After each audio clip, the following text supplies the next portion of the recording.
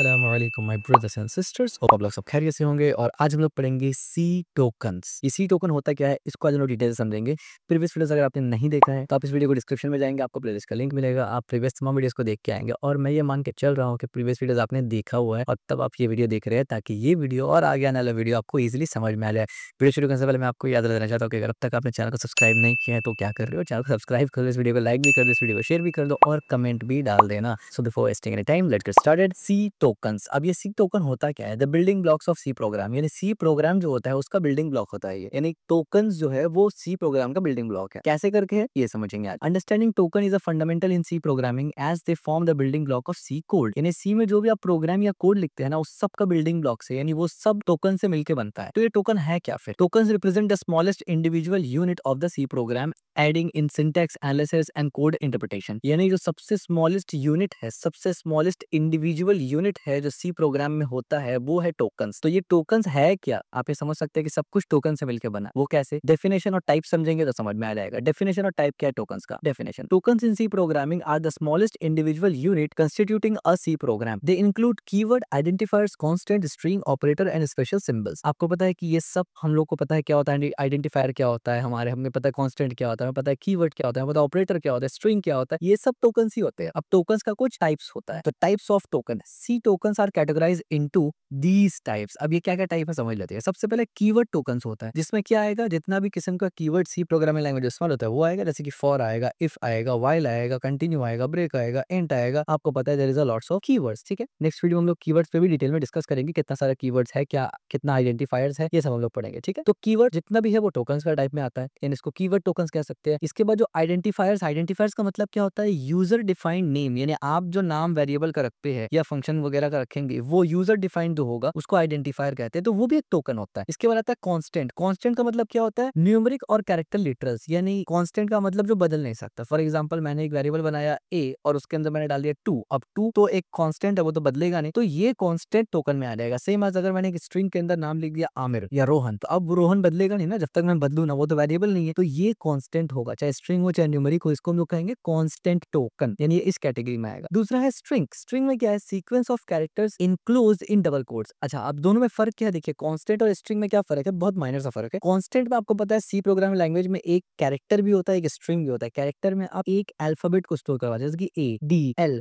चाहे स्मॉल हो चाहे लेटर कैपिटल हो, या फिर आप कोई सिंबल्स भी स्टोर करवा सकते हैं। तो कांस्टेंट में वो एक कैरेक्टर और एक नंबर जो आप लिखेंगे वो कांस्टेंट में आएगा। और स्ट्रिंग में क्या होगा? पूरा का पूरा सीक्वेंस, जैसे कि आमिर, रोहन, इस तरीके का सीक्वेंस है, जितना भी लंबा लाइन हो जो डबल कोट्स के अंदर लिखा जाता है वो इसमें आ जाएगा। ठीक है, तो उसको अलग से रखा गया है स्ट्रिंग नाम से। बहुत सी प्रोग्रामिंग लैंग्वेज में अलग से कैरेक्टर्स के लिए कोई डेटा टाइप नहीं होता है, स्ट्रिंग में ही कैरेक्टर्स आ जाता है, बट सी में अलग से स्ट्रिंग के लिए भी है और कैरेक्टर के लिए भी है। ये भी टोकन होता है। इसके बाद आता है ऑपरेटर्स। ऑपरेटर्स आपको पता है क्या होता है? मेजरली अरिथमेटिक ऑपरेटर, इसमें 4 से 5 अरिथमेटिक बेसिक ऑपरेटर आप इस्तेमाल करते हैं। रैशनल रिलेशन ऑपरेटर होता है और लॉजिकल ऑपरेटर होता है। रिलेशन ऑपरेटर में आप रिलेशन देखते हैं 2 नंबर में, ग्रेटर देन, लेस देन वगैरह, और लॉजिकल में क्या देखते हैं आप? और एंड, ये सब। तो ये सब क्या है? ये सब ऑपरेटर्स टोकन में आ जाते हैं। और उसके बाद आते हैं स्पेशल सिंबल्स, यानी पंक्चुएशन कैरेक्टर्स वगैरह। ये सब क्या है? ये आपको ऑलरेडी मालूम है, सी प्रोग्रामिंग लिखते वक्त आपको ये सब का इस्तेमाल करना पड़ता है। ये सब टोकन्स ही है। और ये सब को समझने के लिए टोकन को इन कैटेगरी में डिवाइड कर दिया गया, यानी कीवर्ड टोकन जब मैं बोलूंगा आप समझ जाएंगे इसका मतलब क्या है। आइडेंटिफाई टोकन का मतलब क्या है, कांस्टेंट टोकन का मतलब क्या है, स्ट्रिंग, ऑपरेटर और स्पेशल सिंबल टोकन का मतलब क्या, आप समझ गए। अब इन चीजों को डिटेल में समझेंगे भी, टेंशन मत लीजिए। एक एग्जांपल देकर समझाऊंगा ताकि आपको इजीली समझ में आ जाए। Keywords and identifiers. अब ये कीवर्ड और आइडेंटिफायर होता क्या है, इसको इजी वे में समझाता हूं आपको। कीवर्ड्स क्या है? Keywords are reserved word that predefined meaning in सी।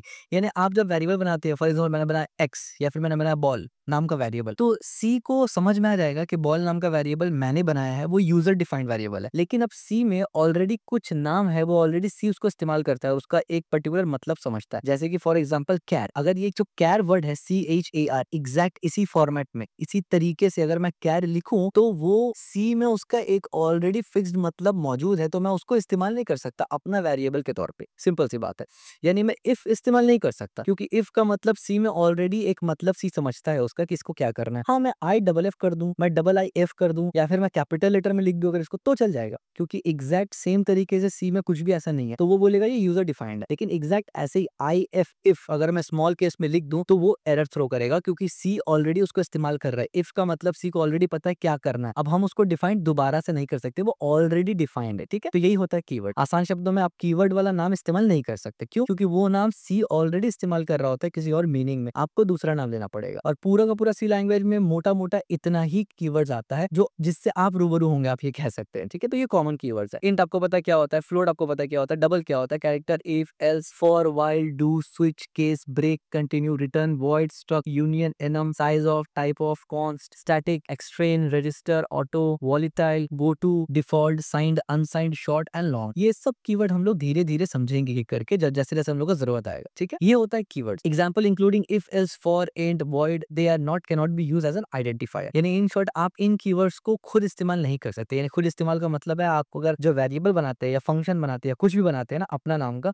उसमें आप ये नाम नहीं ले सकते जो ऑलरेडी सी इस्तेमाल कर रहा है, आपको इसके अलावा कुछ और देना पड़ेगा। आइडेंटिफायर्स क्या होता है? Identifiers are user defined names used to represent variable, function and other entities in C programming. Simple सी बात है, जाहिर सी बात है, जब आप ये सब इस्तेमाल नहीं करेंगे, इसके अलावा कुछ इस्तेमाल करेंगे तो वो काम करेगा, एरर नहीं देगा। और इसके अलावा जो भी आप बनाएंगे उसको सी कहेगा ये आइडेंटिफायर्स है। एकदम सिंपल। यानी अगर एक वेरिएबल कीवर्ड नहीं है तो वो आइडेंटिफायर होगा, अगर एक फंक्शन कीवर्ड नहीं है तो वो आइडेंटिफायर होगा। सिंपल सी बात है, एकदम आसान। आइडेंटिफायर वो है जो आप बनाते हैं, कीवर्ड वो है जो सी आपको ऑलरेडी दे रहा है। और यही रीजन है कि जो सी आपको दे रहा है उस नाम से आप खुद नहीं बना सकते, वरना गड़बड़ हो जाएगा। सी को कैसे पता चलेगा मेरा कौन सा है बना हुआ और आपने कौन सा बनाया? ठीक है, एकदम सिंपल सा लॉजिक है। They consist of the letter, digit and underscore beginning with the letter और अंडरस्कोर। वो लेटर उसमें, यानी जो नाम आप आइडेंटिफायर जो नाम देंगे वो लेटर भी हो सकता है, डिजिट भी हो सकता है, अंडरस्कोर भी हो सकता है इससे। लेकिन स्टार्ट हमेशा लेटर या अंडरस्कोर से होगा, डिजिट से स्टार्ट नहीं होगा। यानी 1 2 से आप स्टार्ट नहीं करेंगे। ठीक है, वो एरर आ जाएगा। अब वैलिड आइडेंटिफायर का एग्जांपल देखिए यहाँ पर, काउंट, टोटल। अब देखिए काउंट में अल्फाबेट है, यहाँ स्टार्टिंग में अंडरस्कोर हमने दिया, सम 1 दिया। ठीक है, स्टार्टिंग में आपको सिर्फ डिजिट नहीं देना, बाद में आप दे सकते हैं। एज यू कैन सी यहाँ पर हमने सम 1 दिया, कैलकुलेटर, एज, मैक्स वैल्यू, इस तरीके से। स्मॉल लेटर, कैपिटल लेटर, कैसे भी आप दे सकते हैं। लेकिन इनवैलिड कैरेक्टर में क्या है, पहले मैंने 2 दे दिया और फिर काउंट नहीं। मैं काउंट 2 कर सकता था लेकिन 2 काउंट नहीं कर सकता था। स्टार्ट विद डिजिट ये नहीं हो सकता। ठीक है, इसी तरीके से टोटल वैल्यू, अब बीच में हमने हाइफन दे दिया, ये भी एरर है, हाइफन नहीं दे सकते आप। ठीक है, ये भी गलत है। तीसरा हो गया इंट। अब इंट तो एक कीवर्ड है, ऑलरेडी हमने ऊपर डिस्कस किया, इंट इज अ कीवर्ड, तो इसको आप इस्तेमाल नहीं कर सकते आइडेंटिफायर में। तो ये कुछ बेसिक बेसिक सा रूल्स है। और ऑफ कोर्स आपको क्या जरूरत पड़ेगी कि आप वेरिएबल का नाम इंट लिखेंगे, इतना तो कॉमन सेंस आता ही है। हाँ,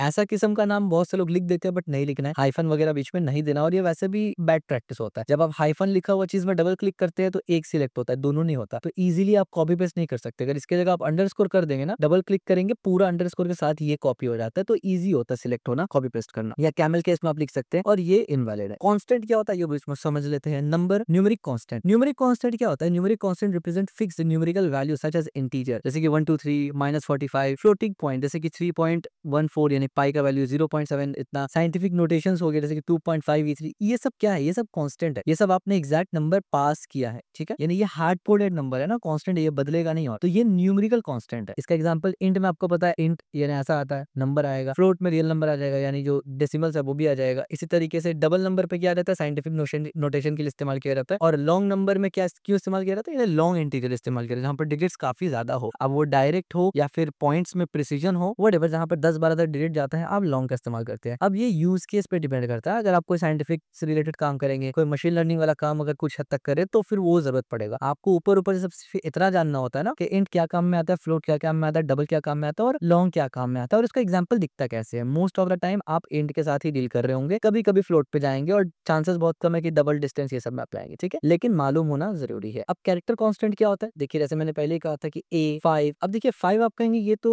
कैरेक्टर नहीं, ये तो न्यूमेरिक है ना। नहीं, कोट्स के अंदर अगर लिखेंगे तो फिर वो कैरेक्टर हो जाएगा 5। ठीक है, ये समझना बहुत जरूरी है। यहाँ पर अगर हम कोट्स के अंदर नहीं लिखेंगे, ये कोट्स नहीं, ये बैकटिक है समझाने के लिए। ये विदाउट कोट का आप लिखेंगे तो ये नंबर ट्रीट होगा, विदाउट कोट का नंबर ट्रीट होगा। लेकिन यहाँ कोट्स के अंदर अगर आप कुछ भी लिखेंगे, इवन नंबर ही क्यों ना लिख दे, तो वो भी क्या इस्तेमाल होगा? As a character. अच्छा, अब एक सवाल है कि इसके अंदर अगर मैं INT इंट लिख दूं, यानी ये वाली इंट लिख दूं, तो क्या एरर आएगा? नहीं एरर आएगा, क्योंकि इसके अंदर जब INT आप लिखेंगे तो वो सिर्फ INT एज अ कैरेक्टर इस्तेमाल होगा। ठीक है, इसी तरीके से परसेंटेज आप लिख सकते हैं, तो ये सिंगल कैरेक्टर है क्योंकि एक एक आप लिख रहे हैं। ठीक है, रिप्रेजेंटिंग देयर ASCII और यूनिकोड वैल्यू। ASCII और यूनिकोड वैल्यू के हिसाब से। ASCII यूनिकोड क्या होता है प्रीवियस वीडियो में डिटेल से डिस्कस किया था। स्टिल मैं आपको रिकमेंड करूंगा कि हमारा जो इस वीडियो का चैनल में आप जाएंगे, प्लेलिस्ट में जाएंगे, CO ऑल टॉपिक एक्सप्लेन में, वहां पर आपको कंप्यूटर ऑर्गेनाइजेशन का आपको प्लेलिस्ट मिलेगा, वहां पर आप डिटेल से ASCII और ये सब BCD कैरेक्टर्स इनकोडिंग को डिटेल से पढ़ सकते हैं। ठीक है, कैरेक्टर्स ग्रेड है यहाँ पर ए, ठीक है, यहाँ पर 5 हो गया, ये इस तरह की सिंपल सा चीज है। और ये स्केप सीक्वेंस है वैसे, ठीक है, न्यू लाइन के लिए, ये सिंबल के लिए आता है। तो ये क्या है, ये कैरेक्टर कांस्टेंट है। तो कांस्टेंट में दो किस्म का आता है, एक न्यूमेरिक कांस्टेंट आएगा, एक कैरेक्टर कांस्टेंट आएगा, और जो सिंबल वगैरह वो कैरेक्टर कांस्टेंट के अंदर ही आ जाते हैं। और इवन न्यूमेरिक वैल्यू भी आप कैरेक्टर के अंदर डबल कोट्स पे भेज सकते हैं, ठीक है, इसीलिए ये सब इसमें आ जाता है। इसके बाद होता है स्ट्रिंग एंड स्केप सीक्वेंस। ये क्या होता है, स्केप सीक्वेंस आपको ऑलरेडी मालूम है, स्ट्रिंग भी आपको ऑलरेडी मालूम है, लेकिन फिर भी एग्जांपल देख लेते हैं। स्ट्रिंग कांस्टेंट क्या होता है, string are sequence of the character enclosed in double quote, जैसे कि हेलो वर्ल्ड, डबल कोट्स के अंदर जो भी लिखते हैं वो स्ट्रिंग होता है। They can contain alpha numeric character, symbols and escape sequence. इसमें अल्फा न्यूमेरिक कैरेक्टर्स होता है, सिंबल्स हो सकता है, और स्केप सीक्वेंस भी डाल सकते हैं उसमें। और ऑफ कोर्स इसमें अगर आप स्केप सीक्वेंस एंड में डालते हैं तो वो इस स्केप सीक्वेंस का जो काम होता है, जैसे कि बैकस्लैश n का मतलब होता है नेक्स्ट लाइन, बैकस्लैश t का मतलब होता है क्या, टैब, तो ये सब वो डाल देते हैं उसमें, ठीक है, for special characters. Example greetings में आप देखिए, हमने एक वेरिएबल बनाया ग्रीटिंग्स, और उसमें हमने लिखा हेलो वर्ल्ड। इस तरीके से मैसेज में हमने ये लाइन 1 लाइन 2 और इस तरीके से न्यू लाइन में चले जाएगा, और path and all that, it's simple, आपको ऑलरेडी मालूम है ये। इसके बाद स्केप सीक्वेंस क्या होता है, ये भी हमने प्रीवियस वीडियो में देखा हुआ था। स्केप सीक्वेंस क्या होता है, escape sequence are the special combination of the character that represent a non printable और special character within string. यानी ये स्ट्रिंग के अंदर प्रिंट नहीं होता, स्ट्रिंग के अंदर हम लोग जो भी लिखते हैं वो प्रिंट हो जाता है ना, दिख जाता है, लेकिन स्केप सीक्वेंस कैरेक्टर प्रिंट नहीं होता, वो कुछ काम करते हैं। जैसे कि हमने यहाँ पर अगर लिखा, फॉर एग्जांपल हमने यहाँ पर अगर लिखा \n, तो हमें प्रिंट होते हुए नहीं दिखेगा \n, बल्कि वो नेक्स्ट लाइन में जाके प्रिंट करेगा। इसी तरीके से जब हम लिखेंगे ये t, तो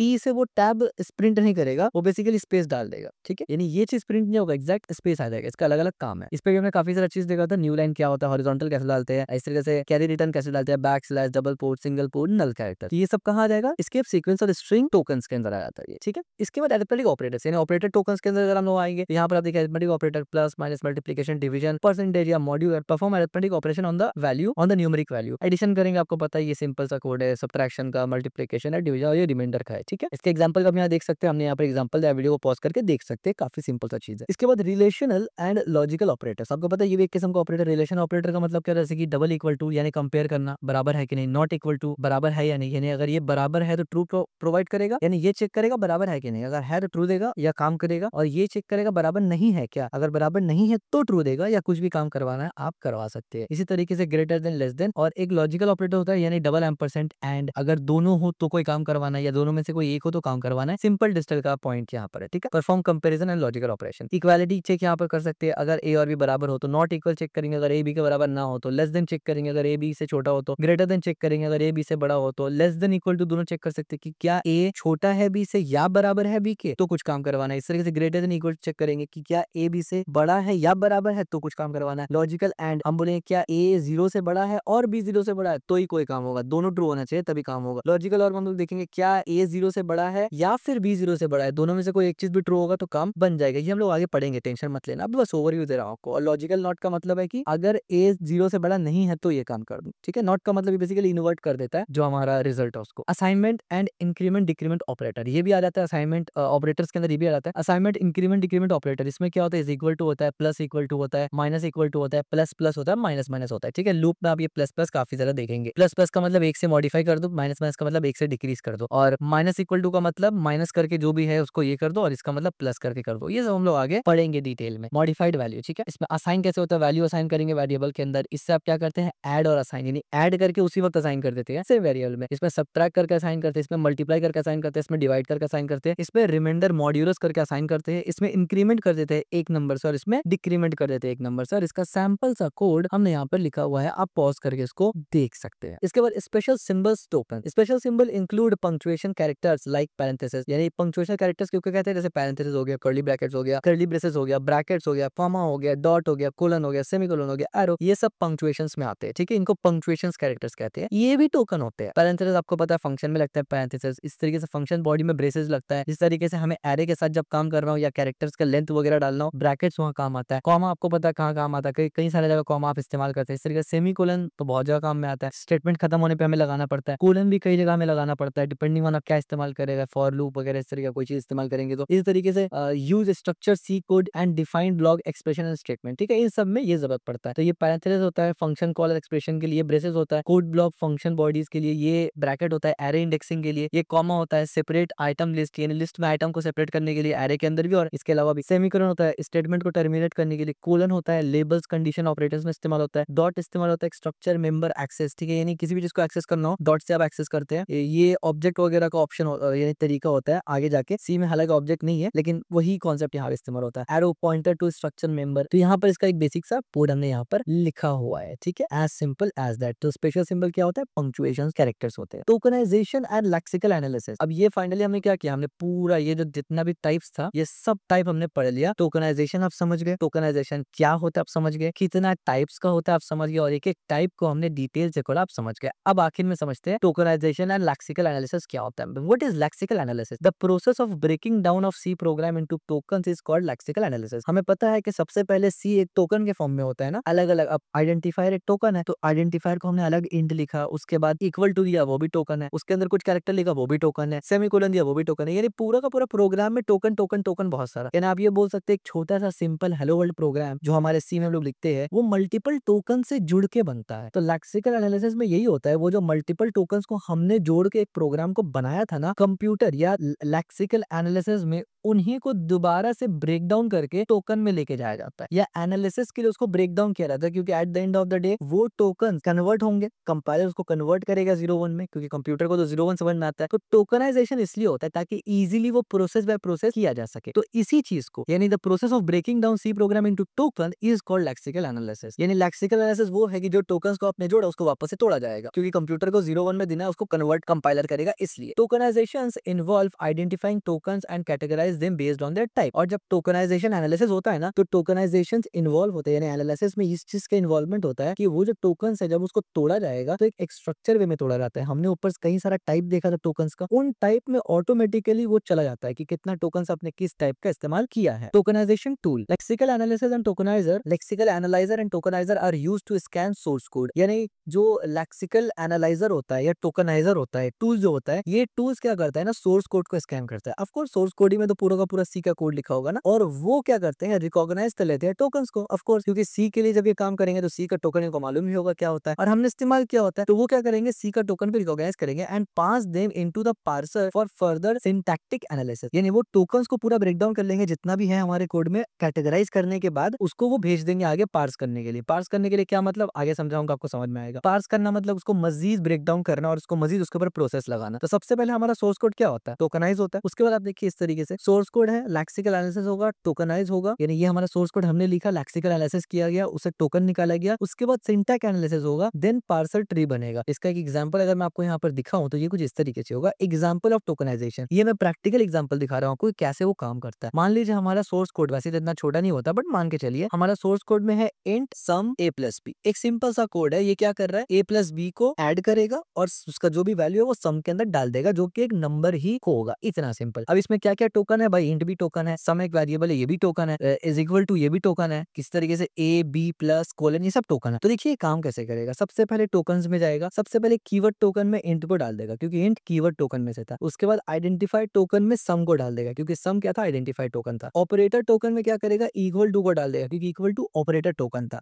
फिर आइडेंटिफायर में जाएगा और ए को डालेगा, क्यों, क्योंकि ए भी तो एक वेरिएबल है ना, हमने डिफाइंड किया, उसका वैल्यू बदल सकता है। तो ए आइडेंटिफायर है, वापस आइडेंटिफायर में डालेगा। फिर प्लस ऑपरेटर, क्योंकि ऑपरेटर टोकन है प्लस, उसको उसमें डाल देगा। फिर बी में जाएगा, बी भी आइडेंटिफायर है, बी में डाल देगा। लास्ट में क्या बचा, कोलन। कोलन क्या है, स्पेशल सिंबल, पंक्चुएशंस वगैरह है, उसको भी उठा के डाल देगा स्पेशल सिंबल टोकन में। That's it. यानी क्या क्या आपके कोड को पूरा ब्रेक डाउन किया और हर कैटेगरी में इसको इजीली सेट कर दिया ताकि मजीद आगे पार्स हो सके और एक ट्री टाइप बन गया ना। यानी आपके कोड में जितना भी इंट कीवर्ड है वो यहाँ आ जाएगा पूरा लिस्ट, जितना भी आपके आइडेंटिफायर है वो सब इस लिस्ट में आ जाएगा लाइन से, और इस तरीके से एक स्ट्रक्चर वे में। Role of syntax analysis. अब सिंटैक्स एनालिसिस का रोल क्या होता है, सिंटैक्स पार्सिंग। अब सिंटैक्स पार्सिंग क्या होता है, token serves as the input for the parser during syntax analysis. यानी पहले लेक्सिकल एनालिसिस हुआ जिससे हमारे कोड को टोकन्स में ब्रेक डाउन किया गया, जैसे टोकन में बना हुआ था, बेसिकली टोकन ही तो हमने इस्तेमाल किया ना अलग अलग तरीके से, दोबारा से टोकन में तोड़ दिया गया उसको। टोकन में तोड़ने का रीजन क्या है कि सिंटैक्टिक एनालिसिस हो सके या सिंटैक्स एनालिसिस हो सके। तो सिंटैक्स एनालिसिस जैसे टोकन में हमने कर दिया, उसके बाद जो टोकन्स बना हुआ था वो एज एन इनपुट जाएगा सिंटैक्स पार्सिंग के लिए या सिंटैक्स एनालिसिस के लिए। The parser use tokens to analyze the structure and syntax of the program based on predefined grammar rules. हमें पता है सी का अपना सिंटैक्स रूल है, तो ये सिंटैक्स पार्सर क्या करेगा ना, इसको पहले लेक्सिकल एनालिसिस के थ्रू टोकन्स चाहिए, यानी ये डायरेक्ट हमारे सोर्स कोड पे चल नहीं सकता। ये हमारा टोकन्स को उठाएगा लेक्सिकल एनालिसिस से, उस टोकन को उठाएगा और उसको पार्स करेगा और अप्लाई करेगा सी का ग्रामेटिकल रूल्स यानी सिंटैक्स का रूल्स। अगर वो रूल सही रहा गुड टू गो, अगर वो रूल सही नहीं रहा तो वहीं वो पॉज कर देगा। तो इसका अगर आप इस तरीके से प्रोसेस देखें तो ये कैसे होता है, सबसे पहले टोकन है उसको पार्स किया गया, यानी जो टोकन हमने लेक्सिकल एनालिसिस से टोकन निकाला, अब टोकन यहाँ पर आ गया। टोकन को पार्स पार्स किया गया, सिंटैक्स चेक किया गया, सिंटैक्स अगर 3 था, सही था सिंटैक्स, तो पार्स ट्री में डाला गया और तब जाके कंपाइलेशन प्रोसेस होता है। यानी जो कंपाइलर वगैरह हम लोग इस्तेमाल करते हैं तब जाके होता है। तो कंपाइलर के पास भेजने से पहले भी 2 अलग-अलग प्रोसेस होता है, ठीक है? यानी कंपाइलर के पास भेजने से पहले क्या होगा, सोर्स कोड है, उसमें लेक्सिकल एनालिसिस होगा, जिसमें वो लेक्सिकल एनालिसिस के बेस पर हमारा टोकन्स को एक जगह इकट्ठा करेगा, सिंटैक्स एनालिसिस के लिए तैयार करेगा। दूसरा में क्या होगा, सिंटैक्स एनालिसिस करेगा, इस तरीके से सिंटैक्स चेक करेगा पार्स करके, और अगर वो भी सही रहा तब जाके वो कंपाइलेशन में दे देगा, और फिर कंपाइलेशन पूरा चीज को चेक करेगा एक बार कि कोई एरर है कि नहीं है, और अगर एरर नहीं है तो कंपाइलेशन फिर क्या करेगा, कंपाइल कर देगा। कंपाइल होने के बाद वो ओबीजे फाइल बनाएगा, ऑब्जेक्ट फाइल बनाएगा, उसके बाद फिर लिंकर आएगा और लिंक करेगा, वो जो स्टैंडर्ड फाइल आपने इस्तेमाल किया होता है ना, उसको लिंक करेगा। जैसे कि एग्जांपल के तौर पे यहाँ पर तो नहीं, यहाँ हमने, यहाँ भी नहीं, फॉर एग्जांपल हमने यहाँ स्टैंडर्ड फाइल इस्तेमाल नहीं किया, क्या प्रिंट का फंक्शन हमने यहाँ का इस्तेमाल नहीं किया मेरे ख्याल से। खैर कोई बात नहीं, आपको ऑलरेडी मालूम है कि स्टैंडर्ड फाइल से वो लिंक करेगा, तब जाके EXE फाइल बनाएगा। और इतना सब काम होने के बाद जब EXE फाइल बन भी जाता है, 3 पॉसिबिलिटी आता है। एक ये कि आपका कोड चल जाएगा जो कि आप चाहते थे, दूसरा पॉसिबिलिटी है कि कोड चलेगा लेकिन रिजल्ट गलत आएगा। अगर ऐसा हुआ इसका मतलब लॉजिकल एरर है, कोड में जाकर आपको चेक करना पड़ेगा। और तीसरे है कि कोड क्रैश हो जाएगा। इतना सब प्रोसेस लोग समझते हैं कि ऑब्जेक्ट कोड लिखा और वो सीधा कंपाइल हुआ और वो एग्जीक्यूटिव फाइल बन गया। नहीं भाई, ऑब्जेक्ट कोड के बाद 2 प्रोसेस होगा, आपका कोड टोकनाइज होगा, लेक्सिकल एनालिसिस होगा, फिर क्या होगा, सिंटैक्स एनालिसिस होगा। ये दोनों प्रॉपर होने के बाद कंपाइलेशन में जाएगा। कंपाइलेशन में जाके 2 चेक होगा, सिंटैक्स चेक होगा और सिमेंटिक्स चेक होगा। ये दोनों चेक होने के बाद वो ओबीजे फाइल बनाएगा। वो ओबीजे फाइल एग्जीक्यूटेबल फाइल नहीं है, वो डायरेक्ट एग्जीक्यूट नहीं होगा, वो ओजीबे फाइल, वो ओबीजी फाइल जो है वो लिंकर के थ्रू EXE में कन्वर्ट होगा। अगर लिंकर के थ्रू वो प्रॉपर कन्वर्ट हो गया तब भी जाके 3 पॉसिबिलिटीज आता है। एक तो ये कि कोड चल जाएगा, दूसरा ये कोड चलेगा बट रिजल्ट गलत मिलेगा, और तीसरा ये उसमें भी कोड क्रैश हो जाएगा। और ये पूरा का पूरा प्रोसेस हम लोग प्रीवियस वीडियोस में पढ़ के आए हैं। तो आप समझ रहे हैं, जब मैं कहता हूँ कि थ्योरेटिकल इन डेप्थ जाना, उसका मतलब ये होता है कि इतना इन डिटेल जाना कि आपको ऐसा लगेगा कि सी को आपको हर चीज समझ में आ रहा है। जब कोई कुछ सवाल पूछेगा आप हर चीज को रिलेट कर सकेंगे कि भाई इतना सिंपल प्रोसेस नहीं है, आपने हाई लेवल पढ़ा हुआ, हम लोग डिप्थ जाके पढ़ोगे। ये सब चीज प्रैक्टिकल कोडिंग में जब मैं पढ़ाऊंगा आपको ना, पॉसिबल नहीं है कवर करना। दैट्स वन रीजंस व्हाई दोनों को मैंने अलग रखा। बाय द वे हमारा प्रैक्टिकल कोर्स का भी स्टार्ट हो गया है सी का, उसका लिंक भी मैं डिस्क्रिप्शन में डाल दूंगा। अगर आपको प्रैक्टिकल भी साथ साथ करना है तो आप दोनों को side by side parallelly enjoy कर सकते हैं। इंपॉर्टेंस ऑफ टोकन्स, अब आप खुद समझ गए होंगे कि इंपॉर्टेंस क्या है टोकन्स का। यानी अगर टोकन्स में गड़बड़ हो तो कोड चलेगा ही नहीं, कंपाइलेशन तक ही नहीं पहुंचेगा। तो ये होता है फर्क, जब आपको अंडरस्टैंडिंग होता है आप खुद समझ जाते हैं इंपॉर्टेंस क्या है, क्यों टोकनाइजेशन इंपॉर्टेंट है। बल्कि इससे भी बड़ी बात है, आपको ये समझ में आ जाएगा ना कि पूरा का पूरा जो सी हम लोग लिखते हैं वो बेसिकली टोकन सी की मदद से लिखते हैं। अगर टोकन का कॉन्सेप्ट हटा दे तो फिर इसका मतलब फिर इंट क्या है, सेमीकोलन क्या है, यानी इसका आइडेंटिफिकेशन क्या है। तो ये टोकन्स है, ठीक है। Tokens are the fundamental building block of C, and that's one the reasons why हमने ऊपर क्या कहा था, fundamental building block of C code को टोकन सी होता है, क्योंकि